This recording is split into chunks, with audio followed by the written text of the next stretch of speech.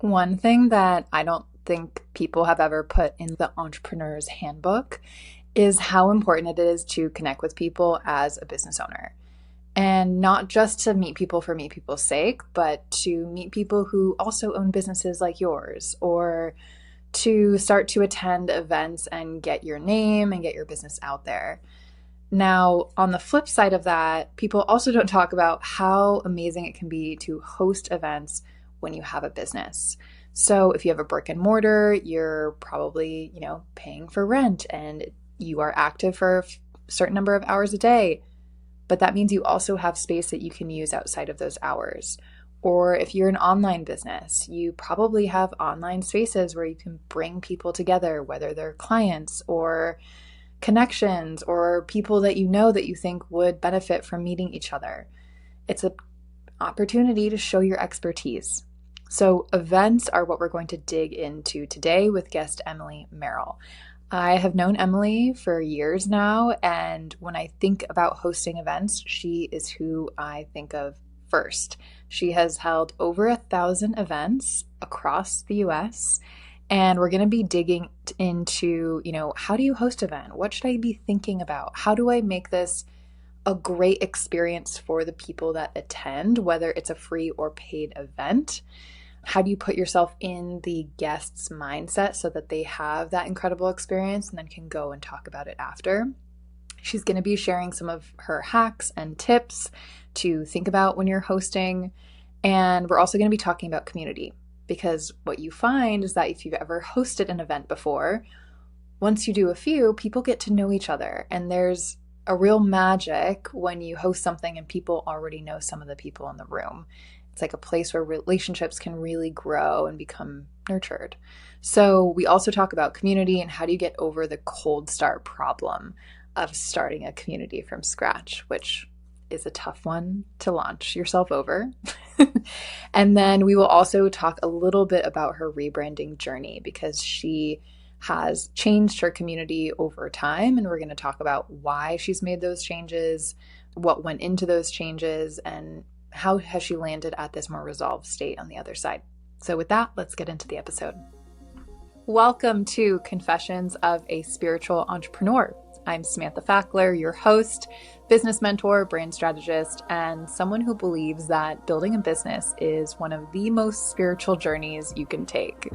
I am here to help you grow your business through proven strategies and aligned practices, so ultimately you can make more money while being in a state of ease. Now, why me? I have worked with over 100 companies and almost 14 years in the brand and marketing space. I've worked with brands that you, your mom, and your grandma know, but I am also spiritual. I love astrology, I keep crystals in my desk, and I'm a Reiki master. So I bring an extra little flavor to this conversation. Let's get into it. Welcome to today's episode. We are joined by Emily Merrill, who is a founder and business coach of Second Degree Society and Ready Set Coach community. Emily, welcome to the show. Thank you so much for having me. I feel like I'm going into like a confessional booth right now. Confessions of a Spiritual Entrepreneur. You are my priestess. Ooh, like that. Should have some like candles going, have a whole vibe. Maybe consider a whole new cover, right? Like, a picture of you praying with like some fun sunglasses on. I don't know. That might be Yeah. too much. A neon glowing like halo. Yes. Oh, I love that. Let's pop that into ChatGPT and tell me what it says. I think the internet would come after me if I did that, but We're going to get canceled one way or another. that's true. Very true. Talking about the internet and connecting to people, I was just chatting with Emily and telling her this. When I think about growing a community or hosting events, you are the person I think of. I think early on in my journey, we were connected through a mutual friend, and I just saw what you've built over time and how you started Second Degree Society in New York. So, do you want to give listeners a little kind of intro story about Sure. what Second Degree Society is and how you've built it over time? Well, it's so funny to think. Thank you. Thank you for giving me the stage for that. So I started Second Degree Society when I was a youth back in New York City. I was working in special events and marketing. And I don't know if you've ever had this moment, Sam, but you're like looking around and you're like, is this my everything? Is this what I'm supposed to be for my whole life? And I had a dream job where people would reach out to me on LinkedIn and be like, how do I get your job? I will kill you for your job. And because it sounds so good on paper. And, like I'm planning these really fancy events for essentially making rich people buy expensive clothing. And at the end of the day, like my heart felt like it was dying and my brain felt like it was atrophying.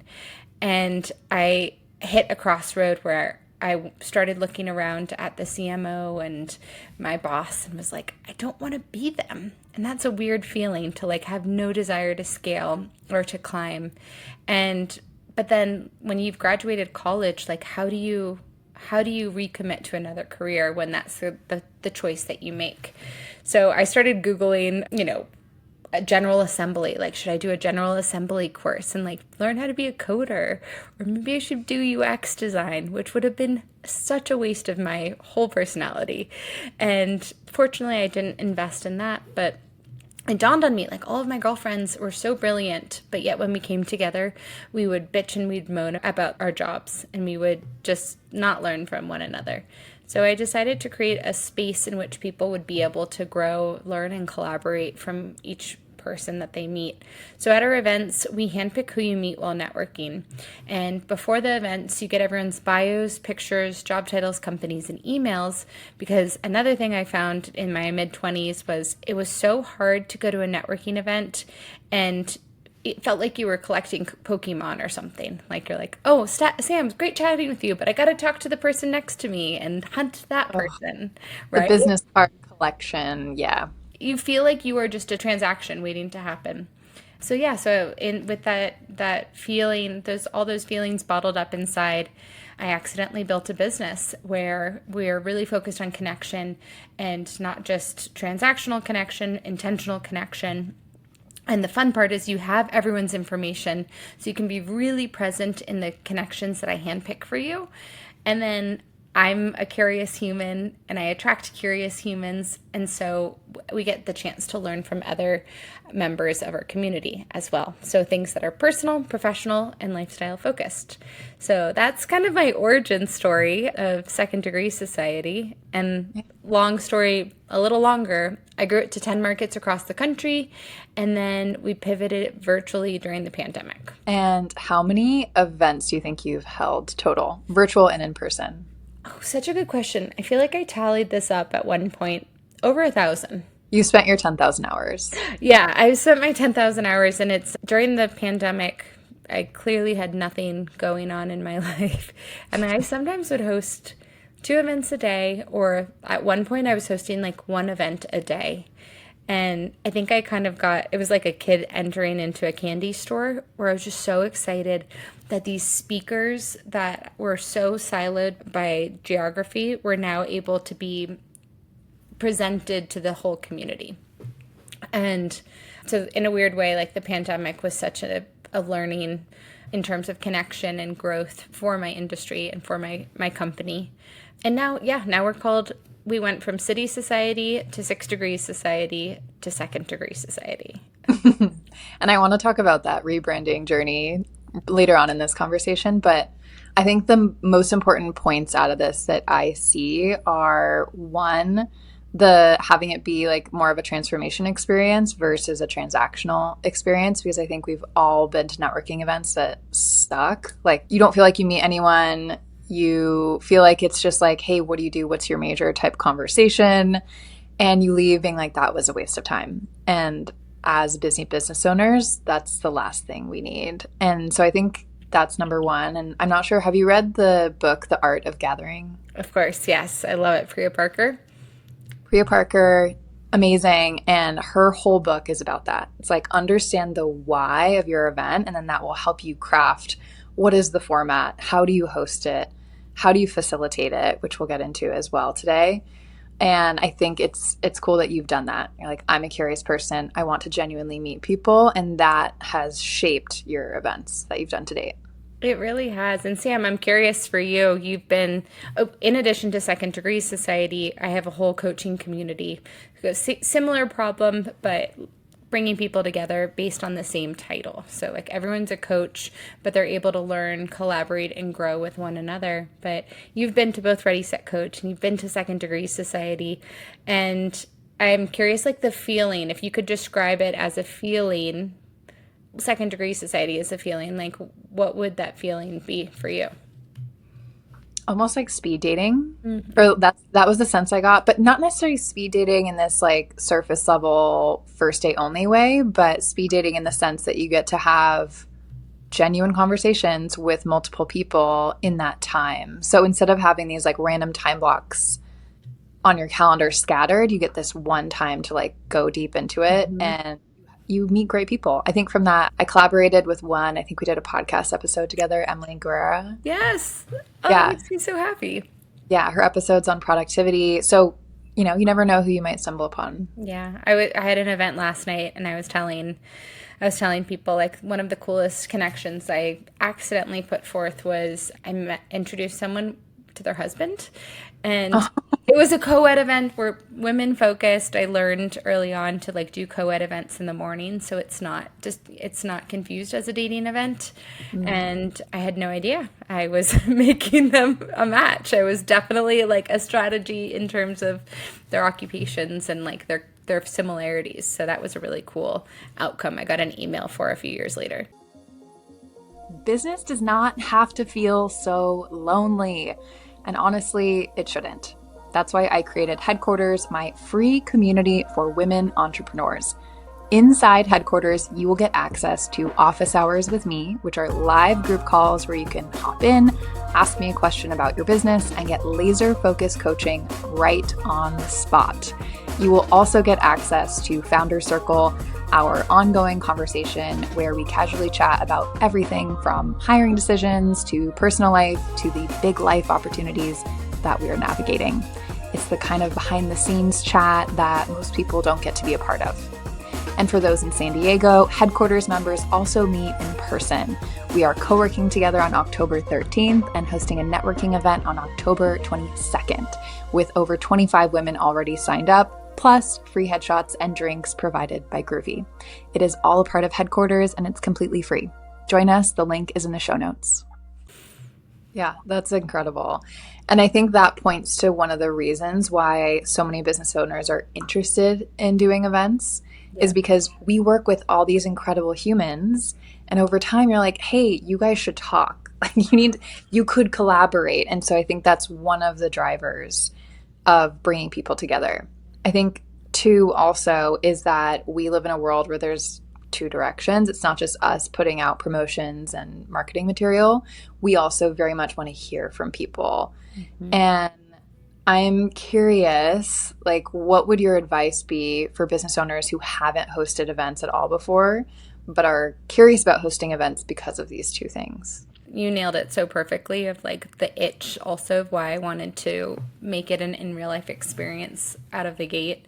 So many people would ask me like, do you know anyone who's a copywriter or a realtor or whatnot? And I would just be making email intros and I couldn't get to see it happen in real life. And as a voyeur, I think I like to see the unfolding of that relationship.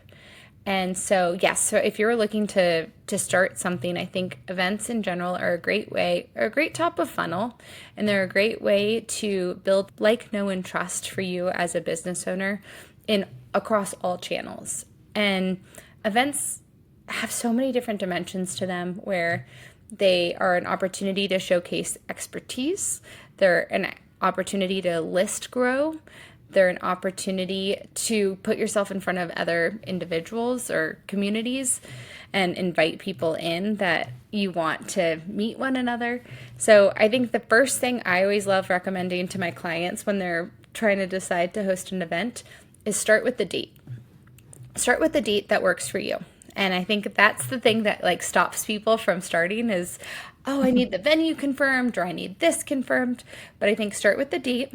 And then start with what the heck you want to present on set date, or like what the theme of the event is. Is it just everyone show up and we get to know each other? Is it I'm going to teach something? So the more clarity you have on what the structure of the event and what the theme of the event, the better. And then from there, what I like to do, I like to honestly, and this scares people a lot, is there's two ways. One, I'll start marketing the event before I have a venue. So then I'm able to kind of gauge like how big of a space do I need for people.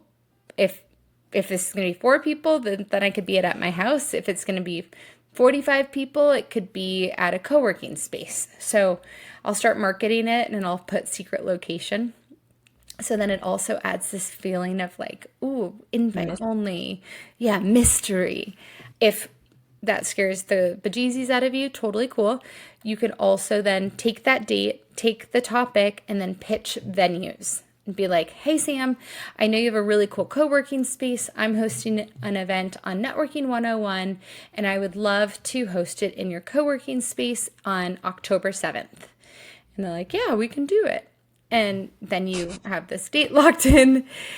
And then from there, also, if you are hosting it in another space that is reciprocal, you can invite the members of the co-working space to participate in your event. It's easiest for you to get free event spaces and venues when you're essentially creating programming for your ideal customer who happens to be the ideal customer of the venue that you're hoping to partner with. That makes a lot of sense. I think the space issue is a big one for people because they're like, ooh, I want this big flashy thing.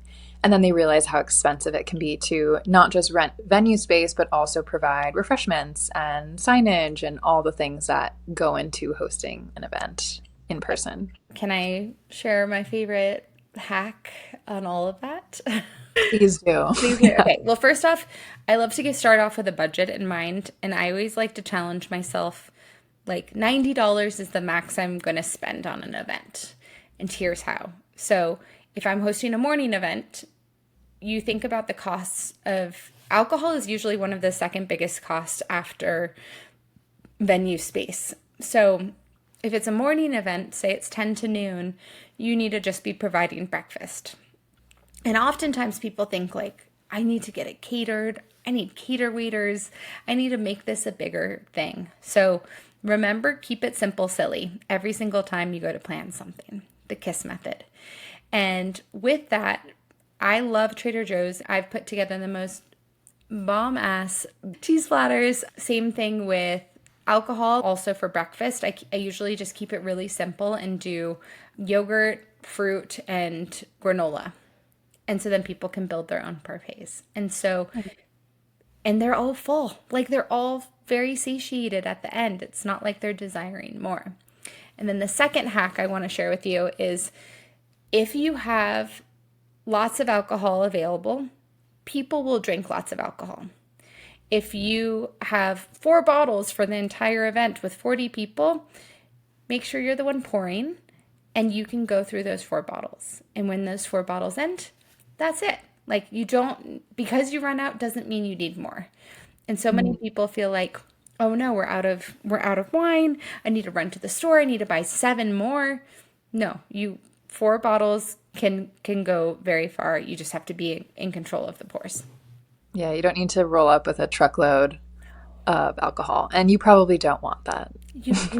I've learned the hard way. When my co-ed events were at night, I had one guy friend I had to actually like pull aside and say, you can't ask out all of your matches. But that's what happens when alcohol is involved, and that's what happens when people get a little sauced. Yeah. And I think it brings up kind of the format of the event. How do you want to host it? Because that's a big question people have too. Oftentimes when people do have expertise, I'll take like my chiropractors, for instance. Yeah. They do workshops all the time that educates their people on different things. They go through sometimes different methods. They explain what they're doing because I don't know, when someone's, working on my skeleton, I don't really know what they're doing or why. So it adds value, but it connects people. But I think others that maybe don't have something that they can share in person, it's like, how do I structure this? Because there are 1,000 different ways to shake it up. I think, again, I'm going to plug The Art of Gathering by Priya Parker because I learned so many interesting things from that and all of her examples of different events and how they're run throughout the world. But for you, do you kind of see it as like a menu of different choices that you like to run, or do you stick to like the second degree format? Generally, I stick to the second degree format. And this is what I learned from my special events world is make it really turnkey. Like make the experience feel the same in Los Angeles as it does in New York City. So one of my favorite hosting it's actually this is just a funny feeling. Every time I go to an event that I'm like, "Ooh, I could help make this so much better." It's it drives me insane. Like it is I feel like such a backseat driver. My biggest pet peeves when you walk into a networking event is not being greeted. And so it could be any event. It doesn't, networking is just what I accidentally always say. So it could be any event, but like you walk in and you're like, your heart's beating and you have no idea where to go. And there's so many ways that you could make that feeling go away for attendees. So the first one is really prepare the individuals who are attending your event. So, for example, I send out a README email the morning of the event that addresses every single question that I would have as an attendee before someone can even ask it. From will there be food? That's my stomach speaking. Like, do I eat dinner beforehand or do I come hungry? What the hell do I wear to this? Like, should I Mhm. be wearing my express suit from when I was 21 or should I be like wearing jeans? What is happening? Like, what's the agenda? Should I be arriving a little bit of fashionably late or think the party's getting started at this time? So you need to be here within this little window. So, and parking, where the heck do I park? Is it paid parking? Is it street parking? Any question that you could foresee someone asking while you were planning this event, answer it in advance. And then the second thing that I do that I think makes the experience really delightful is I pre-write everyone's name tags and I lay them out on a table. And I watch the door, and whenever they come in, I I've memorized their names to the name tag. And I go up and I hug them and I say, Sam, it is so wonderful to have you here. I'm so happy you found this space and everything. And I give them a big hug. And there's no handshakes here. This is just like a big hugging thing. And I walk them over to the name tags and I hand them their name tag. And then I offer them a drink and I tee them up with someone before we get the programming started. Like, Sam, I'm going to continue monitoring the door, but while we're waiting to get things going, you have to connect with Vanessa. You both actually spent some time in the Midwest together, at the same time. And then, bada bing, walk away. I love that. Yeah. And I actually see the parallel between that and online community spaces. It's all like with communities, it's all about the onboarding process if you're Mhm. starting one. And that's exactly what you're showing with this event space. It's like, what is that on ramp to the event so that they can transition into it really smoothly and not feel like they're a fish in a desert? Yes, you're flopping around at Burning Man. And thinking also, like, how can you, if it's virtual or if it's in person, reset the room once everyone gets there? Because I use the name tags as a check in tool cue for me, I know who we're missing. So if it's hit the time that I said we're going to get this party started and they're not there, I'll usually shoot an email or a text message to that person, like, what's your status? Are you coming? And then, I have a pretty high attendance rate because I have people pay for tickets and I have people understand the matches. And so that's the way I don't have to be like, who am I missing off my list? It's not the days of like the clipboards and whatnot. And then the second thing too is I'll reset the stage and say, like, here's the agenda for the night. We are going to start off with this, and then we're going to transition to this. Throughout that, there's a toilet over there, there's food and drink over here, and I will be in charge of time, so you enjoy your time. And I guarantee, like, I guarantee I will get you out by X time, so you can go on with your life. Yeah, I love that. This was my fear when I started hosting events is that I didn't want to be bossy. I didn't want to come off bossy. But when you host an event, you have to be a little bossy. Yes. And Sam, so like when you say you're scared of being bossy, are you feeling like setting the room sounds bossy or setting the room and being like, okay, we're transitioning to this now. Hmm. And I think that started when I started hosting like yoga and Reiki events a long time ago, when that was my world. And then I learned over time that actually, when you just own it and you own that authority, people want that. They want to feel held in that experience, whether it's a yoga class or it's a connection event, it doesn't matter. They totally do. And same thing, I host retreats, and on the retreat, retreat, I give them agendas and itineraries, and there's flexible space there. Like, things can happen. It doesn't always have to go according to plan, but I think the less people have to make decisions, the more they appreciate being in that environment. Completely. And I want to transition a bit to the communities that you've started, because you have Second Degree Society, very events focused, Ready Set Coach community focused on coaches, getting stood up in their journey. It's hard to create a community from scratch. Yes.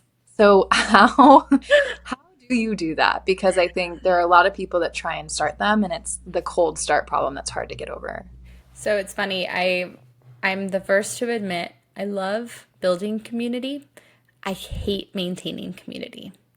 And what that means, and I think we see this a lot in Facebook groups we've been in, like, hey guys, it's Woman Wednesday. Like, share your favorite woman. I am not participatory in that stuff. Like, I'm a bad joiner. So I think with community, for me, it started with events first and building up recurring people, similar repeat people coming to events, and then always new people coming. And it dawned on me, what happens to them in between events? And so I like backflipped into community. It was more, I would say I created a networking organization, and then the community came second. So I first off started with Facebook groups, and identified, at this time I was hosting at one general Facebook group for Second Degree Society, but then people would be dropping like, hey, I'm subletting my house in LA. Anyone interested? And that's great, but when you're in New York and you have no intention of leaving New York, you don't really need to hear about the LA peeps. And so I created separate communities of individuals of each market, so then people could post by market, and then you could choose to like hop between the markets that interested you. It was a lot. Like, I wasn't awesome at it. I basically let it like passively be run, where people could just use it as a promo channel for whatever their needs, asks, and wants were.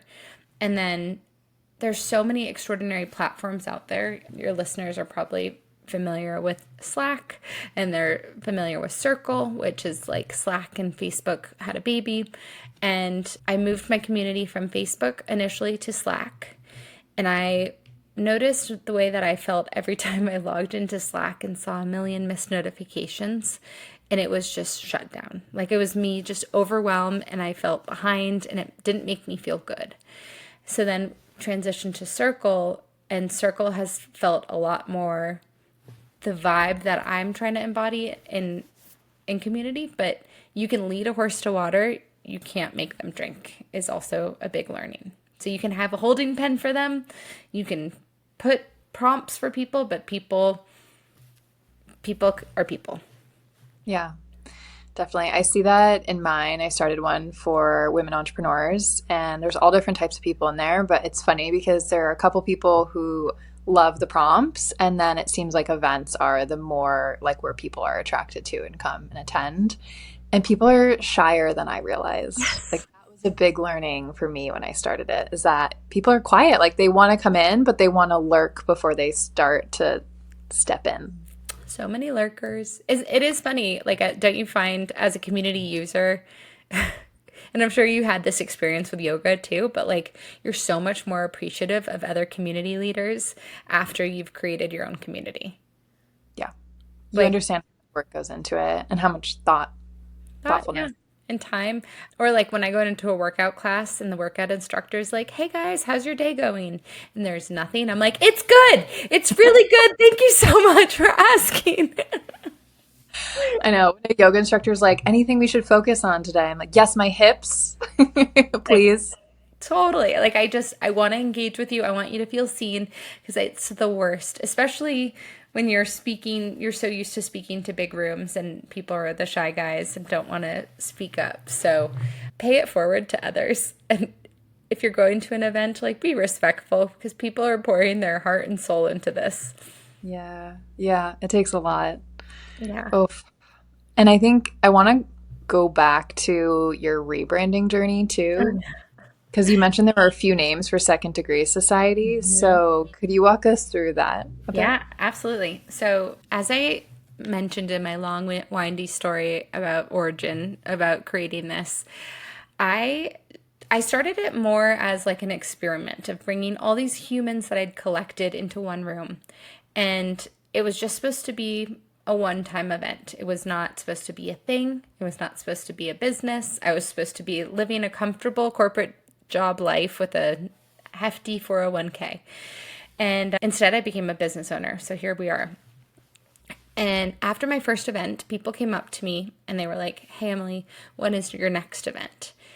And that's when I started brainstorming, like, I should probably name this something. It shouldn't just be like that random event that girl hosts once a month. And a girl who attended my very first event was managing and part of a Facebook group called City Society. And she approached me and she asked if we could merge forces, basically. And again, this was not for profit. Like, I had no business acumen, but it was an interesting learning, like self-learning thing where I went to go send out emails and I was like, do I run them by her first? Do I send them out? And I did not enjoy having a partner, especially this partner was like not in it in the same way that I was in it. So it was a side hustle. City Society was a side hustle from 2014 till the start of 2016. So in 2016, I was like, I need to be like a legit business. I want to make this a real thing. And a girlfriend of mine was on a phone call in the other room, and I had connected her to the person on the phone call. And she was like, yeah, it's the 7 degrees of Emily Merrill. Everyone knows Emily. And I was like, 7 degrees? No, I think it's 6 degrees. I think it's Kevin Bacon. And I like looked at the domain. It was not taken. I liked SDS and I bought it right then and there. And so I did see that there was other 6 degrees. There was one in London and there was a networking organization based in San Diego.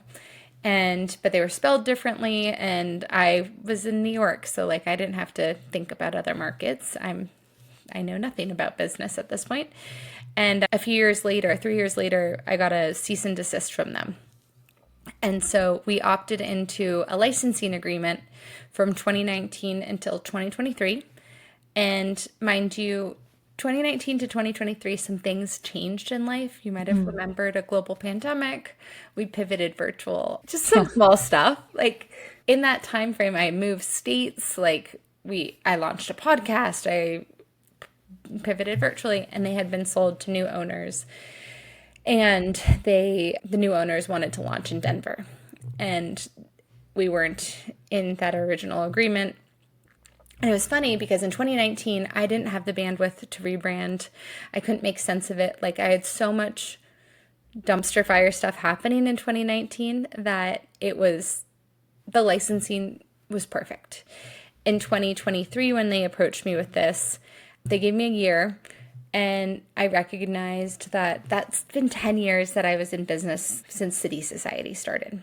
And in 10 years, my hypothesis had changed where I don't think the idea of 6 degrees of separation really makes sense. Like you're not looking for a 6-degree connection, you're looking for a second.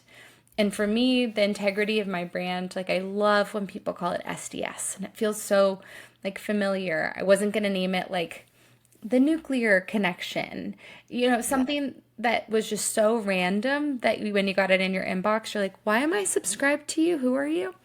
So in celebration of our 10 years, was able, luckily, to rebrand it to Second Degree Society and get it trademarked. And yeah, here we are today.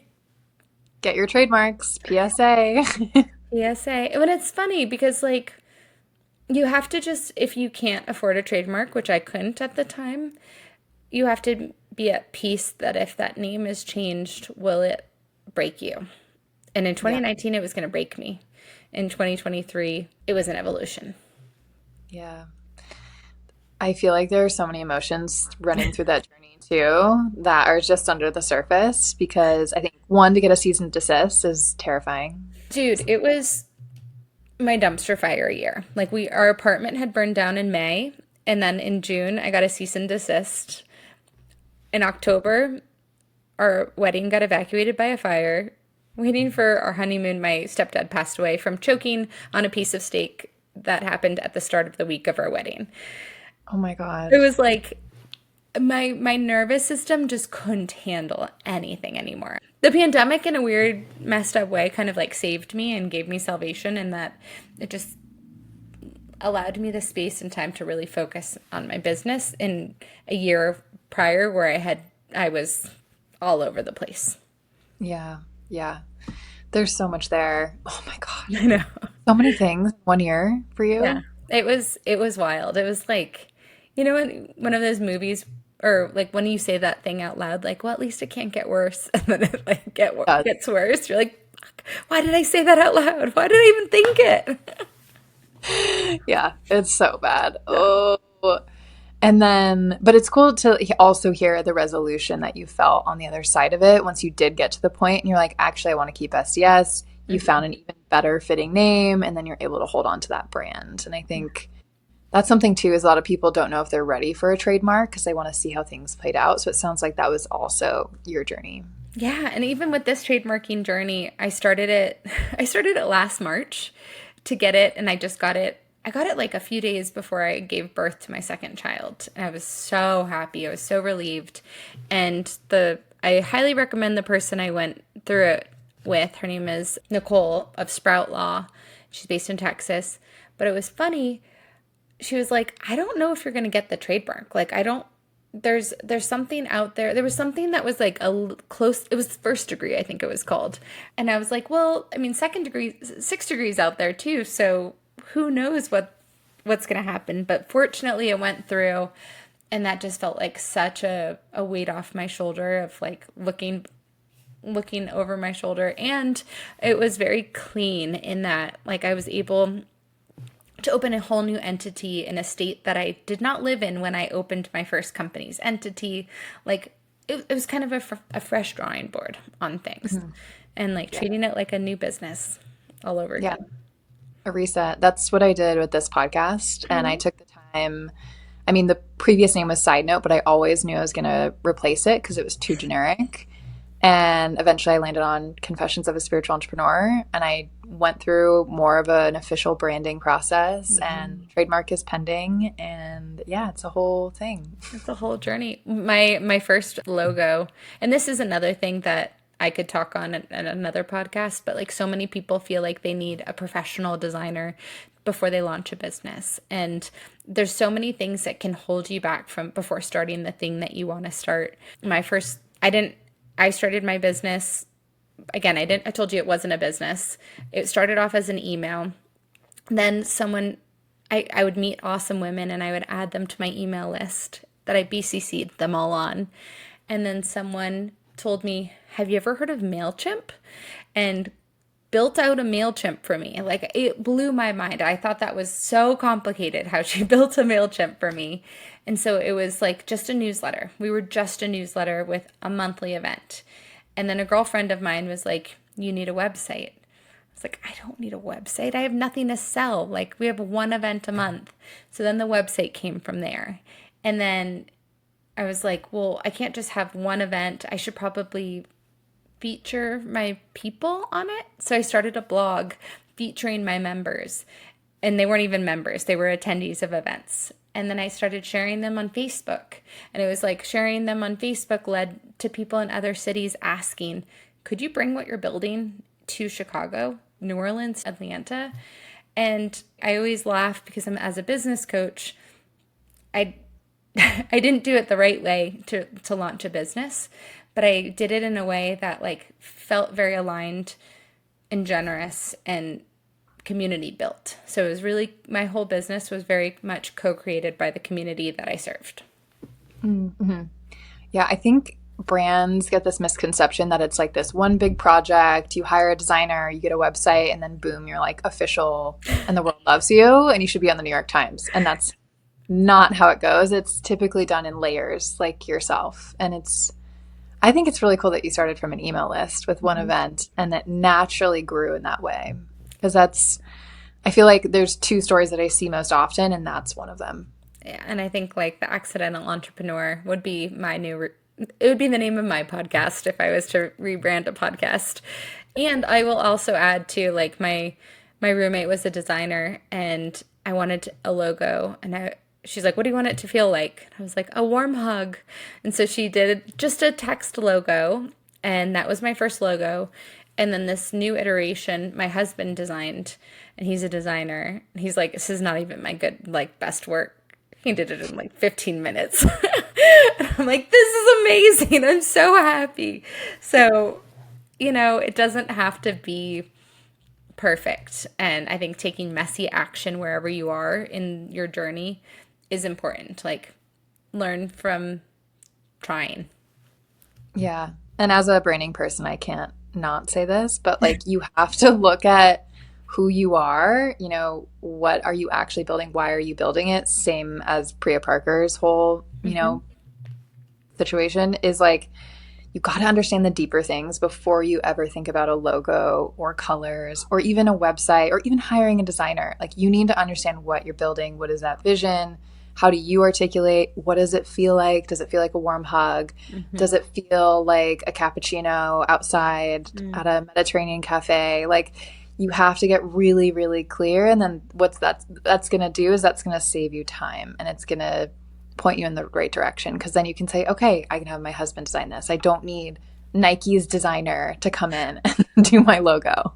People are so, yeah, I get it. I get the attraction, especially I'm curious, Sam, in your journey, but like I was single. I lived in New York City. I had very limited funds. Like I was like a diamond. I was building this with pressure.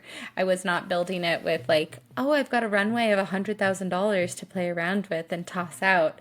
I was picking every person's brain at every moment. My brain was like, what's next? What's next? What's next? So I don't know. What about you? Were you like giving yourself all the time in the world, or were you like, I got to get this shit live? No. I was like, I'm going to get this done and I'm going to get it done quickly because I had a brand, but it was kind of that like layered approach over time. And then I had this wake up call last December and I was like, I need to position myself actually. Like all my marketing expertise is great for my clients, but I now need to apply it to my own stuff. And I decided I'm going to do all of it. Like I rebranded the podcast, new website, every touch point that goes out now looks and feels the same. And what that does is it builds trust. But along the way, I was always having conversations with people because I don't believe you can build a brand alone. It's just not possible. You need that sounding board because when we're in our heads, I call it the funhouse effect. Like things get distorted. You can't quite pick out the magic that you are. So yeah, that's a little in a nutshell, kind of my branding journey of this year.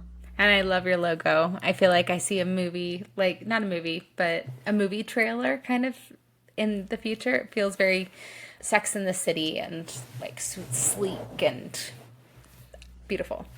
Thank you. I appreciate that. But I think it brings me back to like why we seek out community and networking events and just talking to other people who are doing things similar to us because we don't have the answer always. We need perspective and sometimes we need that kind of like just fresh injection of someone else's energy. Yeah, absolutely. I love that you said the funhouse effect. I think it's like a in real house, not funhouse, in that you're able to get that feedback, that live feedback, but it's not going to reverberate off of you and be like, should I do it? Should I not do it? And I think being in community is great too because you can test and you can iterate and you can invite people. And I think you're very similar to me in this. Like I love building from a place of and space of generosity. So like using your people as guinea pigs, but like being very generous about it. And like, I want to test something out on you. Is that okay? I mean, even for my first clients, I think I've shared this with you, Sam. Like I gave away my first 3 clients business coaching because I was like, I don't want to take money from people I know. And like you set a parameter, obviously, for boundaries, but being able to be generous with things. And for community builders, just fun fact or fun thing, food for thought. I love letting people taste you for free. Like your first event is free, but have a ticket price to it. So it's $45 for a ticket, but your first event is on me. Then not only will they show up more, but 2, they'll feel very VIP and special. And you want your attendees to feel both of those things. I love that. It's like the Costco sample, but it's just for you and it's in a little velvet box. Yes, exactly. If I had more revenue for velvet boxes, I would totally send those out. Yeah. Oh, Emily, well, you shared so much valuable insight with our community today. Really, truly, thank you. My last question for you, because of the name of the podcast, is do you have like a confession as a business owner right now that you want to share? Yes. I think my confession would be I've been leveraging my child as a tool of connection, and it is phenomenal. Like, I have picked up so many mom friends who have also been able to funnel into business people, and because I of my squishy little human. I have a 5-month-old baby. And so you don't have to like all of a sudden make a child to do this, but get a dog or like borrow a dog. And if you're struggling with making connections or friends, like lean into it, because I swear to God, it is the best icebreaker and the best common denominator. So, Sam, you were telling me you have a niece, or you can comment on a baby and be like, oh my God, she's so cute. How old is she? And then she's like, she's 2 months. And you're like, I have a 1-month-old niece. Is she doing this thing? And you can like strike up a conversation really easily. So yes, that is my cue of connectivity right now, but I always urge people to like search for those cues of connectivity in a way that works for you. Yeah, I love that. That's such a good tip as a guest of events or just, networking, connecting with people in general. Yes, it's great. But yeah, small, mushy baby. He came to my event last night. It was a BYOB. Amazing. He was the only one. Oh, well, Emily, thank you for being here. Where can people find you? Please check me out and be my friend on the Instagram. I'm Emily A. Merrill, Merrell. And check us out at seconddegreesociety.com. Your first event is for free. You can use code FIRSTTIMER to check it out, and would love to see you and tell me that you heard about it because of Sam. Yes, please do. Mention the podcast, mention me. Emily, thank you again for being here. People follow her. Her links will be in the show notes. And with that, we'll catch you next time. Thank you so much, Sam.